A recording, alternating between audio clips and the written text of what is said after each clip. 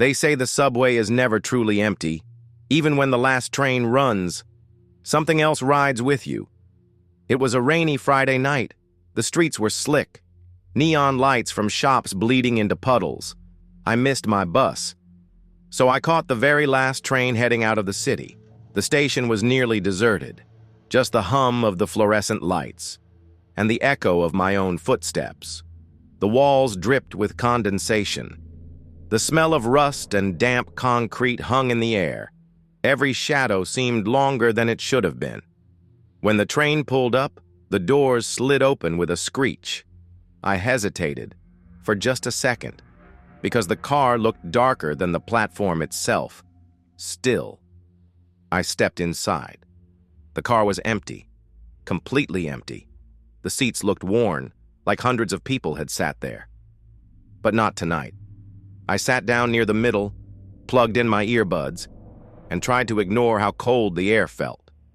But then, I saw it. A man, sitting 3 rows down. Even though I swore the car was empty when I entered, his head was bent low, and he was whispering to himself. At first, I thought maybe he was just talking on the phone. But then, I noticed something strange. He wasn't holding a phone, and his whispers didn't sound like words. They sounded wet, like someone mumbling with water in their throat. I shifted uncomfortably, tried not to look. The train rattled on through the tunnels. The sound of the wheels echoed like a heartbeat. Every time we passed through a tunnel, the lights flickered, and each time they flickered, he was closer. First 3 rows away, then 2, then 1. My chest tightened. I pulled out one earbud, pretending to listen to the train announcements, but there were none, only static. Finally, he was sitting directly across from me. I yanked out my earbuds and asked, "Hey, you okay?" Slowly, he lifted his head. His eyes were wrong, completely black, like ink had poured into them. And his mouth still moved. But no sound came out now, just the faint, choking motion.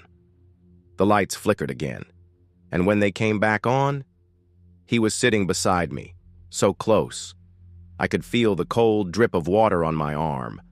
The smell of rot, seaweed, filled my nose. I bolted to my feet, rushed down the car. But every door I tried was locked. I slammed on the emergency button. No response, just static buzzing from the speakers. Then, the PA system crackled above me, and through the static, a voice whispered, "Don't sit alone on the last train." I spun around, and now, every seat was filled with pale passengers, dripping wet, heads bent low, whispering together in that same drowning voice. Some had water streaming from their mouths. Others, their eyes. Dark stains spread across the floor beneath them. I was the only one standing.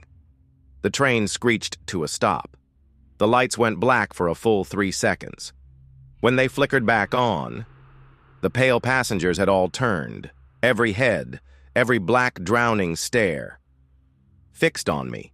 The doors hissed open. Without thinking, I ran. I didn't even look where I was going. Just bolted out of the car, up the stairs. But when I finally stumbled into the street, something was wrong.